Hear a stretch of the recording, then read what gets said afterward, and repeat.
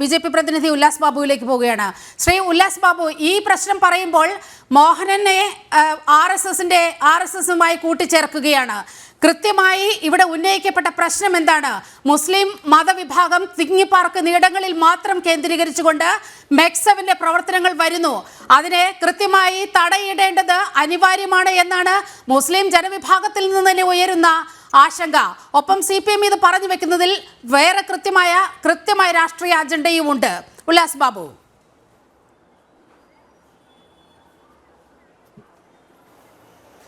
അല്ല, ഈ മതേതരവാദം ഞങ്ങളുടെ അജണ്ടയാണ് എന്ന് പ്രഖ്യാപിക്കുന്ന തട്ടിപ്പായിരുന്നു അവർ ഇത്ര നാളും പറഞ്ഞിരുന്നത്. പക്ഷെ അത് ഇപ്പൊ പരസ്യമായിട്ട് അവരതല്ല എന്ന് കാണിക്കുന്നു മുസ്ലിം ലീഗ് എന്നുള്ളതാണ് മനസ്സിലാക്കേണ്ടത്.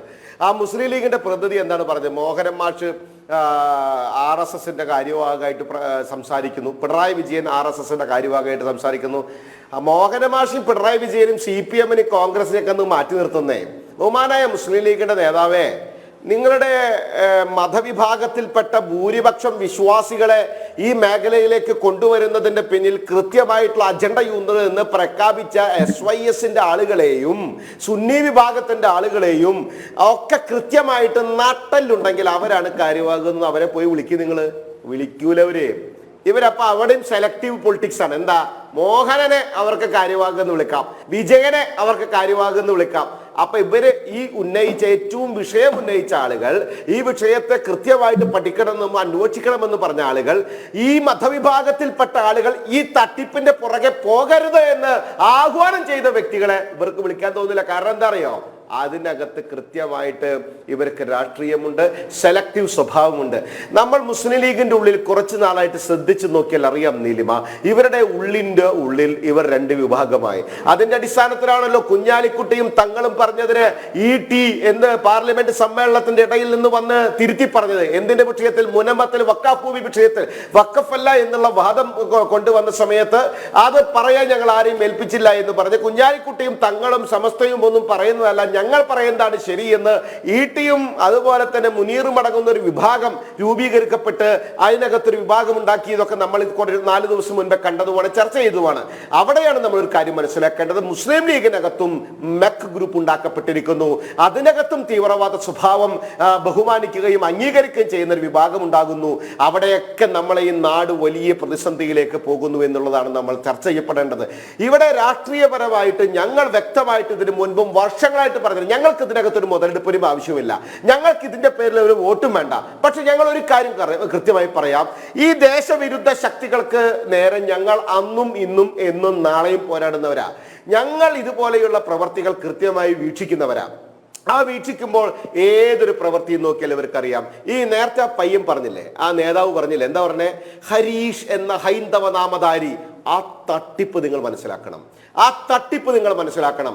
എല്ലാറ്റിന്റെയും വെൽഫെയർ പാർട്ടിയിലും ഒരു അംബുജാക്ഷനുണ്ട്, SDPIയിലും ഉണ്ട് ഹിന്ദു നാമധാരികൾ. അതുകൊണ്ട് അതിന്റെ സ്വഭാവം മാറണമെന്നില്ലല്ലോ. ഇവർ കൊണ്ടു നടന്ന് ആ ഹിന്ദു നാമധാരി എന്നും പറഞ്ഞ് ഇവർ ഈ അഭ്യാസങ്ങളൊക്കെ നടത്തും. എന്തായിരുന്നു നിങ്ങൾ നീലിമ ഈ വിഷയം ചോദിച്ച സമയത്ത് നീലിമയോട് ഞാനൊരു അപേക്ഷ വെക്കുന്നു. നീലിമയോ ഈ വിഷയം ചോദിച്ച സമയത്ത് ഈ മുസ്ലിം ലീഗിന്റെ പ്രതിനിധിയായിട്ട് വന്നിട്ടുള്ള നേതാവ് എന്താ പറഞ്ഞത്? ആദ്യം അവിടെ എന്നെ പഠിപ്പിക്കാൻ വന്നത് ഹരീഷ് എന്ന ഹിന്ദു നാമധാരിയായിരുന്നു. നീലിമ ഒരു ചോദ്യം തിരിച്ചു ചോദിച്ചു. ഈ വിഷയത്തിൽ ഈ MEC 7 എന്ന് പറയപ്പെടുന്ന കൂട്ടായ്മയിൽ ഏറ്റവും കൂടുതലുള്ളത് ഏത് മതവിഭാഗത്തിന്റെ ആളാണ് എന്ന് അവിടെ ജനൻ TV അദ്ദേഹം മുന്നിൽ നിർത്തി, അവിടെ നീലിമയെ മുന്നിൽ നിർത്തി. എന്നിട്ട് പറഞ്ഞു, ഞാനിത് മതം കാണുന്നില്ല. ആരാണ്? നീലിമയാണോ പറഞ്ഞത്? ജനൻ TV ആണോ ഈ വിഷയം ഉന്നയിച്ചത്?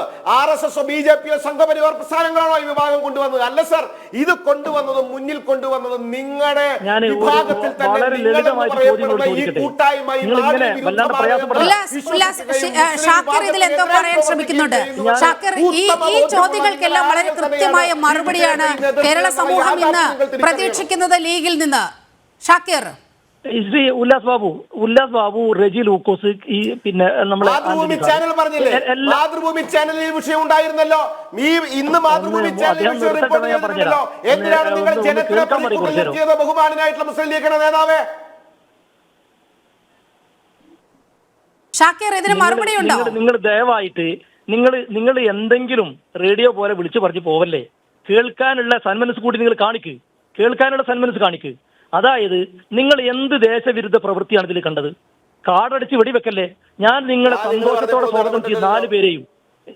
ഞാൻ നിങ്ങൾ 4 പേരെയും നിങ്ങൾ ഒരു വിഷയം പഠിക്കാതെ ഒരു സംഗതിയും കാണാതെ ഇവിടെ കേരളത്തിൽ പോലീസും ഇന്റലിജൻസും ഒക്കെ ഇല്ലേ, ഇന്ന് അന്വേഷിച്ചൂടെ? കൂട്ടായ്മയിലേക്ക് ഇല്ല. നിങ്ങളുടെ സന്തോഷം സ്വാഗതം അവിടെ വെച്ചോ. അത് നിങ്ങൾക്കറിയാം. നിങ്ങൾ ആളുകളെ തെറ്റിദ്ധരിപ്പിക്കാനും വിദ്വേഷ പ്രചരണത്തിനും ഇത്തരം സംഗതികൾ ആയുധമാക്കുകയാണ്. നിങ്ങൾ മനുഷ്യന്മാരെ തമ്മിലടിപ്പിക്കാനുള്ള ആയുധമാക്കുകയാണ്. ഞാൻ അതുകൊണ്ടാണ് പറഞ്ഞത് RSSന്റെ കാര്യവാഹകന്റെ പണിയാണ് പി മോഹനൻ എടുക്കുന്നത്. ആ പണി എടുക്കുന്ന അല്ല എങ്കിൽ സുന്നി AP വിഭാഗത്തിന്റെ പേരോട് അബ്ദുറഹ്മാൻ സഖാഫിയെയും നിങ്ങൾ RSSമായി കൂട്ടി കെട്ടുമോ? അവിടെ കാര്യവാഹ എന്ന് വിളിക്കുമോ? നിങ്ങൾ സഖാഫിയെ വിളിക്കുമോ? സഖാഫിയെ വിളിക്കുമോ? അത് SYSന്റെ യുവജന വിഭാഗ നേതാവ് മുഹമ്മദ് അലി കിനാലൂരിനെ വിളിക്കുമോ?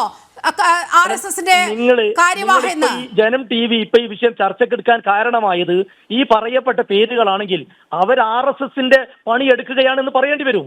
ഒരു സംശയമില്ല. അതിനെന്താ സംശയം? നിങ്ങൾ മനസ്സിലാക്കണ്ടേ? ഇത് വളരെ പരസ്യമായി ഈ കേരളത്തിലെ തെരുവോരങ്ങളിൽ ഗ്രൗണ്ടുകളിൽ ഒക്കെ ഇതേപോലെ വ്യായാമങ്ങൾ നടത്തുമ്പോൾ അത് തീവ്രവാദം റെഡ് ആർമി അല്ലെങ്കിൽ CPMന്റെ ആളുകൾ ക്രൂരമായി മനുഷ്യനെ വെട്ടിക്കൊല്ലുന്നതിന് കുഴപ്പമില്ല.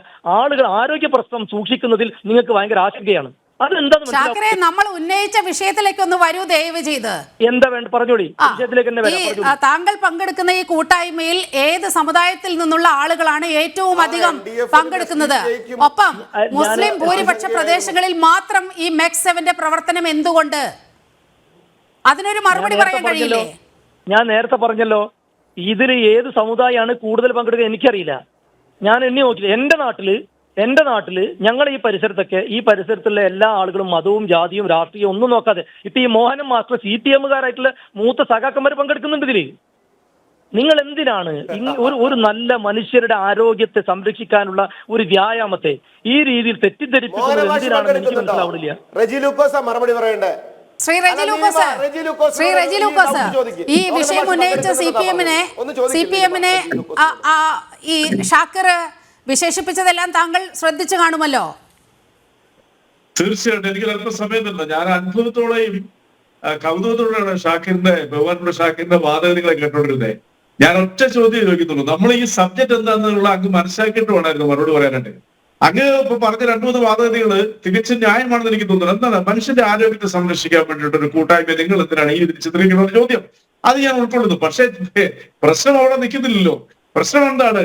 പ്രശ്നം നിരോധിക്കപ്പെട്ട പോപ്പുലർ ലിബറൽ ഫ്രണ്ടിന്റെ സംഘാടകരുടെ നേതൃത്വത്തിലുള്ള 2 വ്യക്തികള് ആണ് അവരുടെ വാട്സാപ്പ് ഞാൻ കംപ്ലീറ്റ് ചെയ്തത്. നമ്മൾ ഉടക്കുണ്ടാക്കാം കംപ്ലീറ്റ് ചെയ്തത്. നല്ല ചർച്ചയല്ലേ?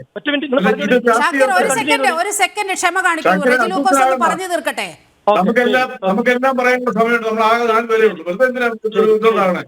അപ്പം അങ്ങനെ പ്ലീസ് ലിസൺ മീ. അങ്ങനെയുള്ള ഒരു ഇതിനെ കുറിച്ച് പൊടുന്നനെ 2 വർഷം കൊണ്ട് 10 വർഷം നിശബ്ദമായിരുന്ന ഒരു പ്രസ്ഥാനം പൊടുന്നനെ 2 വർഷം കൊണ്ട് 1 രൂപ പോലും ഈ പരിപാടിക്ക് ആരോടും കളക്ട് ചെയ്യാതുകൊണ്ട് ദേശവ്യാപകമായ രാജ്യാന്തര തലത്തിലേക്ക് പോലും ഇതിന്റെ പേരുകൾ പടർന്നു വന്നിരിച്ചപ്പോൾ ഇങ്ങനെയുള്ള ബാഗിലുണ്ടെന്നുള്ളത് ചൂണ്ടിക്കാണിച്ചപ്പോൾ അങ്ങനെയാണെന്നുണ്ടെങ്കിൽ തീർച്ചയായിട്ടും അത് സർക്കാർ അന്വേഷിച്ചിട്ട് അതിനകത്ത് ശരിയോ തെറ്റോ കൊണ്ട് കണ്ടുപിടിക്കേണ്ടതല്ലേ അങ്ങ് പറയേണ്ടത്. അങ്ങ് എന്തിനാണ് അന്ധമായിട്ട് ഈ ആരോപണത്തിനെ എതിർക്കുന്നത്? അതിൽ നിന്ന് ഒരു കാര്യം വളരെ വ്യക്തമല്ലേ, മുസ്ലിം ലീഗിന്റെ ദേശീയ തലത്തിൽ പ്രവർത്തിക്കുന്ന ഒരു യൂത്ത് ലീഗിന്റെ നേതാവായ അങ്ങ് ഇത്തരം കാര്യങ്ങൾ എന്തിനാ അസ്വസ്ഥനാകുന്നത്? ഇത് നമ്മുടെ രാജ്യത്തിന്റെ അഖണ്ഡതയെ രാജ്യത്തിന്റെ സുരക്ഷയെ ബാധിക്കുന്ന വിഷയങ്ങളല്ലേ? എന്തായാലും എന്തുകൊണ്ടാണ് പോപ്പുലർ നിരോധിച്ചത്? എന്തുകൊണ്ട് ഈ രാജ്യത്ത് നിലനിർത്താൻ പറ്റാത്ത അല്ല ഷാക്കിർ, ഞാൻ സംസാരിച്ചിരിക്കട്ടെ, താങ്കൾ പറയുമ്പോൾ ഞാൻ ഉണ്ടായിരിക്കാം. ഈ രാജ്യത്ത് പ്രവർത്തിക്കാൻ പറ്റാത്ത രീതിയിലുള്ള മത തീവ്രവാദ പ്രസ്ഥാനമായതുകൊണ്ടല്ലേ രാജ്യം അതിനെ നിരോധിച്ചത്? ഇത് ഞാൻ മറ്റു പല ഞാൻ ഈ ബംഗ്ലാദേശിലേക്ക് ഒന്നും പോകുന്നില്ല, ഞാൻ ഇതിൽ മാത്രം ലൊക്കേറ്റ് ചെയ്യുക. അപ്പോൾ താങ്കൾ പറയേണ്ടത് എന്താണ്? ഇങ്ങനൊരു ആരോപണം ഉത്തരവാദിത്തപ്പെട്ട കേരളത്തിലെ ഏറ്റവും ഉത്തരവാദിത്തപ്പെട്ട രാഷ്ട്രീയ പ്രസ്ഥാനത്തിന്റെ കോഴിക്കോട് ജില്ലാ സെക്രട്ടറി ഈ ആരോപണമായിട്ട് രംഗത്ത് വന്നപ്പോൾ നിങ്ങൾ അദ്ദേഹത്തിന് RSSന്റെ പ്രചാരണത്തിന് ചാപ്പ കുത്തിയത്? ഇത് അന്വേഷിക്കാൻ പറയാനുള്ളത് ധാർമ്മിക താങ്കൾക്ക് വേണ്ടേ? ഒറ്റ ഉദാഹരണം ഞാൻ പറയാം. കണ്ണൂരിലെ പൈതൽ മലയുടെ നെറുകയിൽ അങ്ങ് കൊടുമുടിയിൽ 6 ICS തീവ്രവാദികൾ പ്രചരണം നടത്തറിഞ്ഞപ്പോൾ ദേശീയ അന്വേഷണ ഏജൻസിയെ വിവരറിയിച്ച് കേരള പോലീസ് അന്നത്തെ DYSP കണ്ണൂർ സൈതം പോയി സാഹസ്യമാണ് ഇവരെ പിടിച്ച് അറസ്റ്റ് ചെയ്തു. മണ്ണാർക്കാട് എന്ന് പറഞ്ഞ സ്ഥലമുണ്ട്. ആ മണ്ണാർക്കാടിന് തൊട്ടടുത്ത ഗ്രാമത്തിൽ ഒരു ശ്രീലങ്കൻ IS തീവ്രവാദിയായ ഒരു മലയാളി ഒരു കാസറ്റ് കട നടത്തുന്നുണ്ട്. അയാളെ രാത്രി 1 മണിക്ക് പോയി പിടിച്ചാണെന്നറിയോ? ഇതേ കേരള പോലീസും ദേശീയ അന്വേഷണ സംയുക്തമായിട്ടാ. നിങ്ങൾക്ക് ആർക്കെങ്കിലും തള്ളി പറയാൻ പറ്റുമോ? നിരപരാധം പറയാൻ പറ്റുമോ? അപ്പൊ നമ്മൾ ആദ്യം നമ്മുടെ രാജ്യവുമായി ബന്ധപ്പെട്ട കാര്യങ്ങളെ കുറിച്ച് സംസാരിക്കുമ്പോൾ അസ്വസ്ഥരാകരുത്. താങ്കൾ വെൽക്കം ചെയ്യണം ആ അന്വേഷണത്തെ. സർക്കാർ അന്വേഷിക്കട്ടെ. ഇപ്പൊ താങ്കൾക്ക് ഉറപ്പുണ്ട് ഇതൊരു മതപരമായ രീതിയിലുള്ള ബ്രെയിൻ വാഷിങ്ങിനുള്ള അല്ല, ഒരു ശാരീരികമായിട്ടുള്ള ഒരു പോസിറ്റീവ് എനർജി രാവിലെ തരുന്നൊരു എക്സസൈസ് ആണെന്നുണ്ടെങ്കിൽ താങ്കൾ ഇതിനെതിരെ സംശയിച്ച് ഇങ്ങനെ അസ്വസ്ഥരാകുന്നത് അന്വേഷിക്കണ്ടേ? നിങ്ങളെ ക്ഷണിച്ചല്ലോ, സ്വാഗതം ചെയ്തല്ലോ. നിങ്ങൾ 4 പേരെ ക്ഷണിച്ചു, സന്തോഷത്തോടെ സ്വാഗതം ചെയ്ത്.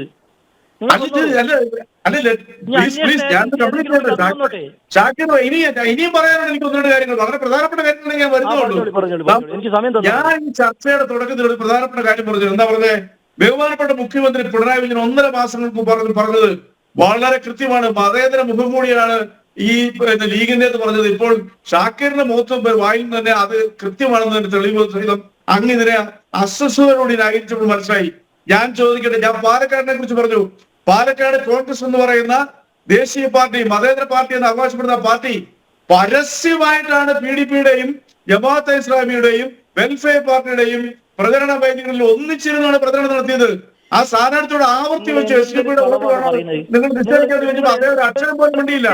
അപ്പോൾ നിങ്ങൾക്ക് ഒരിക്കലും നിങ്ങളെ ജനം സംശയിക്കുന്നു. ഷാക്കിർ പ്ലീസ്, താങ്കൾ ഒന്നാമത് ടെലിഫോൺ ലൈനിൽ കൂടിയാണ്, അതുകൊണ്ട് താങ്കൾ പറയുന്നത് പ്രേക്ഷകർ കേൾക്കാൻ ഒരു സാധ്യതയുമില്ല. റെജി ലൂക്കോസ് പറഞ്ഞു തീർന്നതിന് ശേഷം തീർച്ചയായും അങ്ങയിലേക്ക് തന്നെയാണ് വരുന്നത്. അതെ, ഷാക്കിറെ ഞാൻ സംസാരിക്കുമ്പോൾ ഇടയ്ക്ക് കയറിയാൽ ഷാക്കിറിനെ സംശയിക്കും ജനം. കാരണം മുസ്ലിം ലീഗ് ഒരു മതത്തെ നിങ്ങൾ ഒന്ന് മനസ്സിലാക്കുക. കേരളത്തിലെ മുസ്ലിം സമുദായവും ക്രിസ്ത്യൻ സമുദായവും ഹിന്ദു സമൂഹത്തിൽപ്പെട്ടവരും മഹാഭൂരിപക്ഷവും സാഹോദര്യത്തിനും മതത്തിനും വിശ്വസിക്കുന്നവരാ. ഞങ്ങളാരും അവരെ വർഗീയമായിട്ട് കാണുന്നില്ല. പക്ഷെ ഇത്തരം സമൂഹത്തിൽ വർഗീയതയായിട്ട് വന്ന് ദേശവിരുദ്ധ നയവുമായിട്ട് വന്ന് രാജ്യത്തിന് അപകടകാരിയായിട്ടുള്ള ആര് വന്നാലും ഞങ്ങൾ ചോദ്യം ചെയ്യും. ഒരു തർക്കമല്ല കാര്യത്തിൽ. ഞാനൊന്ന് ചോദിക്കട്ടെ, ഇവിടെ BJP എന്റെ പ്രിയപ്പെട്ട സുഹൃത്താണ് ഉല്ലാസ് ബാബു, ഇവര് പരസ്യമായിട്ടല്ലേ കേരളത്തിലെ 136 സ്ഥലങ്ങളിൽ ഇവര് എക്സസൈസ് തുടങ്ങിയത് 2 വർഷം കൊണ്ട്? 10 വർഷത്തെ 12 വർഷത്തെ പാരമ്പര്യമുണ്ടെങ്കിലും നിങ്ങൾക്ക് ആർക്കെങ്കിലും ഇതെന്താണ് ശ്രീ റെജി ലൂക്കോസ്,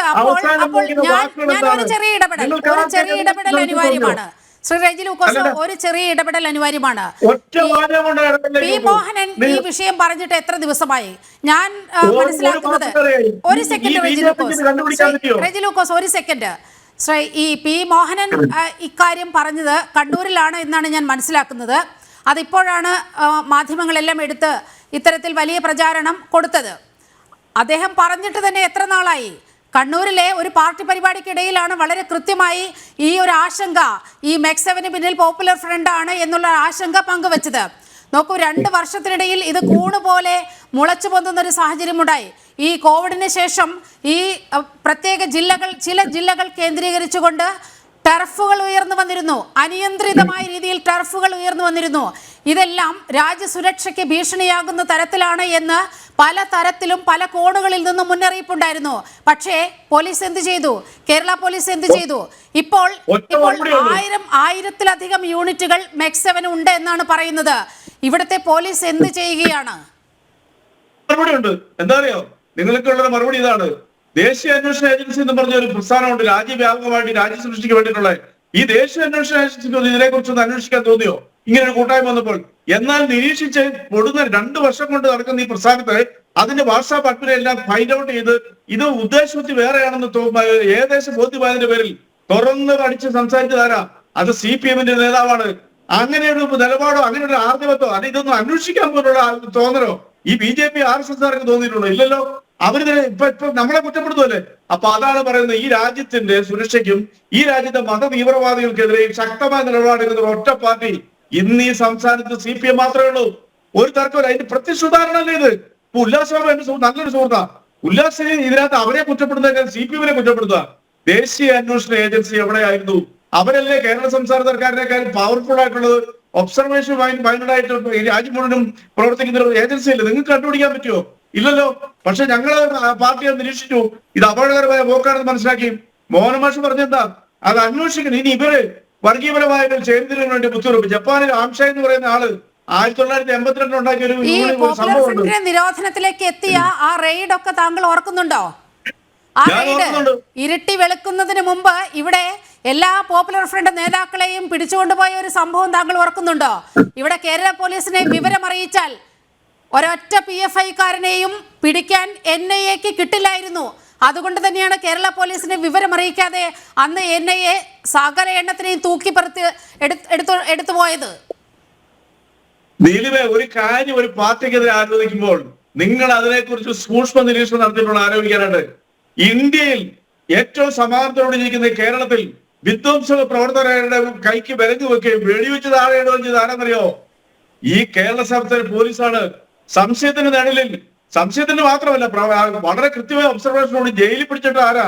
ഇവിടുത്തെ CPM രാഷ്ട്രീയ പ്രസ്ഥാന. ആ രാഷ്ട്രീയ പ്രസ്ഥാനത്തിന്റെ ഉദ്ദേശശുദ്ധിയെ ഇത്ര തീവ്രവാദികളുടെ മേൽ CPMന്റെ രാഷ്ട്രീയ ഉദ്ദേശശുദ്ധിയെ സംശയിക്കരുതെന്നാണ് റെജി ലൂക്കോസ് പറയുന്നത്.